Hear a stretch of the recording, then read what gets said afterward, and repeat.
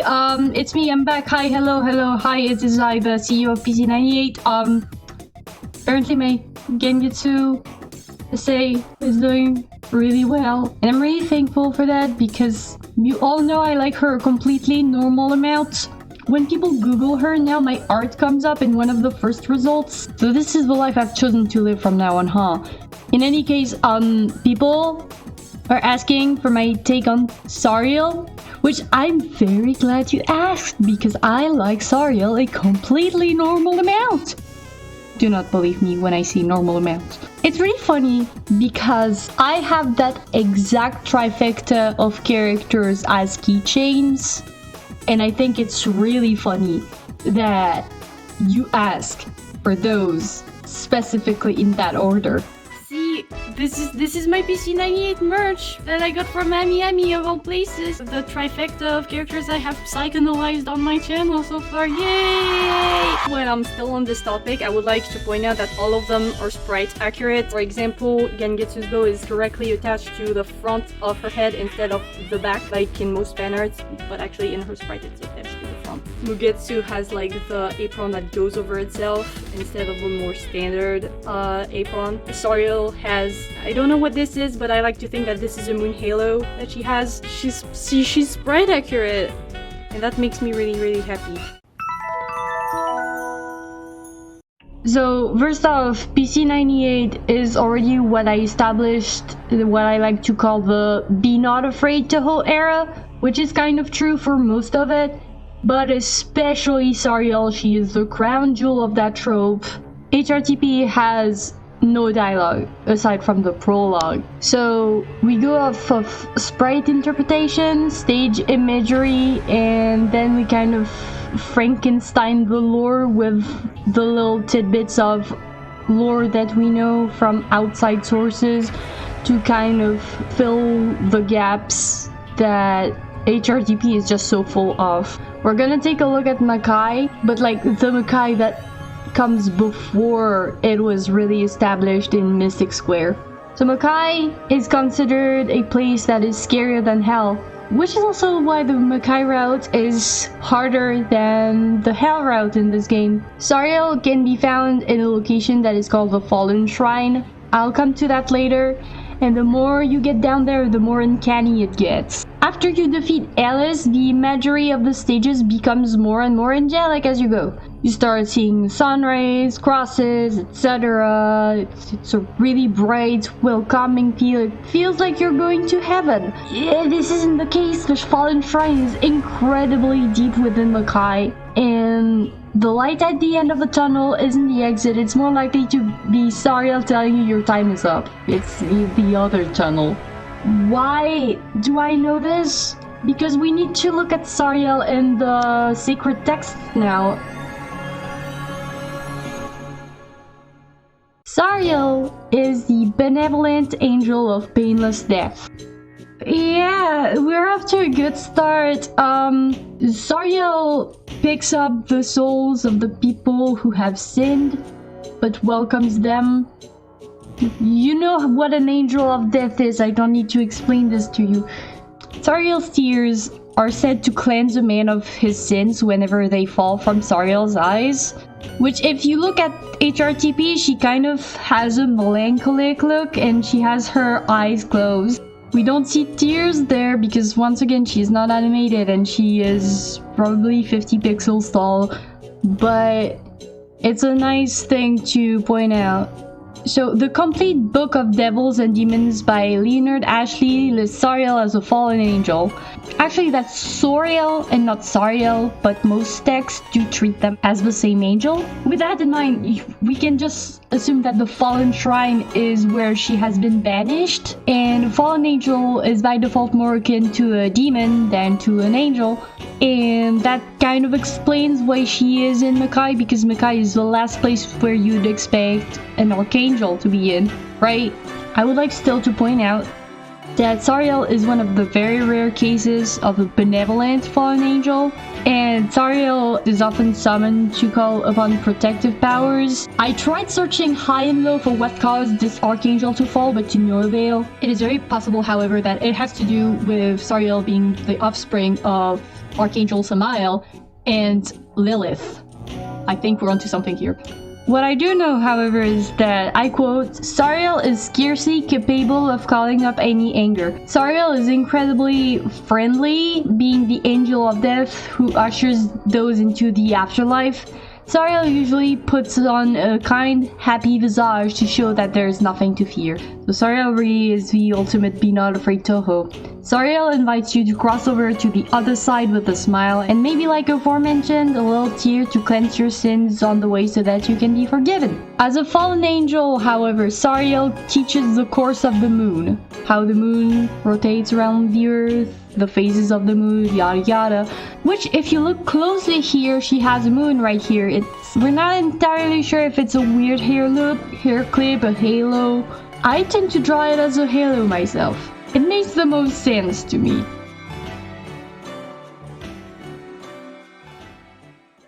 Now we're gonna look at her theme. Her theme is called Now Until the Moment You Die, which ties perfectly with what we established about Sariel being a benevolent angel of death, but it also goes on rare occasions by now die for the debt you have accumulated, which might give us a hint on what motive Sariel has to fight Reimu and the Makai route.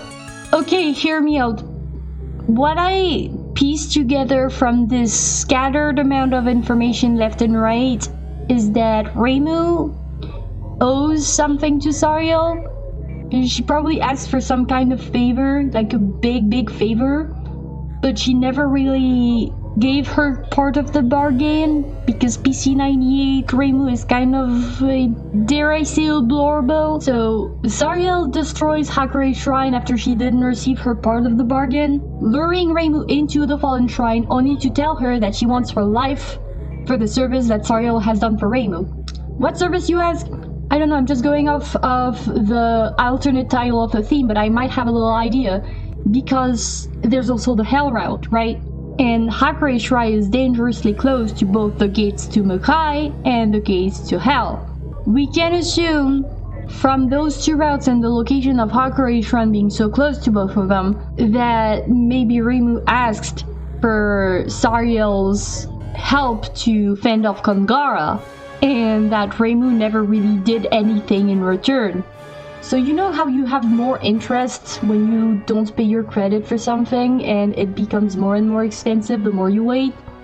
I think this is kind of what happened here, and it escalated as Sariel was kind of waiting, and Reimu must kind of have forgotten that she asked for the help of the Angel of Death of all people. So of course Sariel kind of wants her life in return. If we take into consideration how Sariel is a fallen angel, this means she wasn't always a Makai resident, by the way. I've asked around, and apparently people tend to believe that Sariel lured Reimu in so that she could trap Reimu in Makai forever. This is also a possibility because, you know, who knows how long she spent down there without seeing a human, and I'm pretty sure she's pretty fond of humans, you know? Okay, so Sariel isn't alone down there in the Fallen Shrine and all the way that leads there. So we're gonna take a look at her entourage now. The closest people that she has in her entourage are Yugen Magan, supposedly her gatekeeper. Shinryoku is neutral, I think, because you fight Shinryoku both when you're trying to go to Sariel and when you're trying to go to Kongara. There's also two of them. One that fits the overall look of Hell residents and one that fits the look of Makai residents. It's more likely that Shinryoku doesn't work directly for Sariel but kind of oversees the balance between Hell and Makai and also Hakure Shrine. But then there's Yugen Magan, and Yugen Magan is the first boss of the Makai route specifically that you do not encounter in Hell. In Hell, in that exact same stage, you have Mima instead. Yay, funny guns. Also, you have Alice. Alice is also one of my favorite characters. Just look at her go. She is so expressive. She oozes with personality. I love her.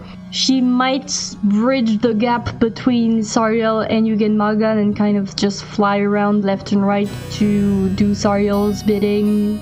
But also, there are the two cherubs by Sariel's side, as her left and right arm, who never leave her side. On a Saihihu funny note, they're just okay, don't make fun of me for that weird example, but they're technically, you know, the eels in the Little Mermaid? What's their fucking name? Hang on. Flotsam and Jetsam. Okay, that's kind of the purpose they have, where they kind of act as an extension of Sariel and they also fire lasers at you. These are the most obscure Touhou characters that exist. And also, this one is kind of a reach, I think, but some people consider Matenchi, the stage 4 mid-boss of Story of Eastern Wonderland, to be under Sariel's command but kind of came late to the party. They look kind of similar. She has like a very similar outfit to Sariel. And so Sariel is definitely not alone. She has people working for her. So unlike Kangara, Sariel isn't animated in her fight. It's actually the scenery behind her that changes. She has 3 different backgrounds for her attacks. One of them has the cherubs, by the way, but one specifically catches my eye because you've got those little light hands that reach from the ground, potentially for salvation. They reach out for Sariel, and we all know that Sariel is the benevolent angel of death, and she cleanses people of their sins when she cries. So they might be hands that reach out for Sariel, like, can you please cry? Please, I've done terrible things in my life. I'm begging you to look at me. There's another background that is worthy of pointing out because it just shows how powerful she is. Sariel becomes an otherworldly combo of the scenes you've seen so far as you progress to reach the Fallen Shrine. She is everything you faced so far. Even when you weren't in front of Sariel, she was with you watching the whole time as you were struggling to kick your yin-yang orb to get that one tile on that one stage. Fuck you!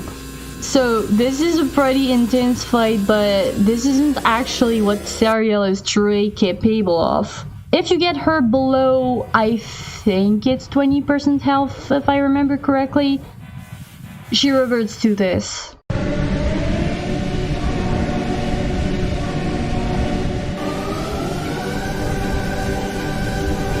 It is clear that this is a completely different silhouette.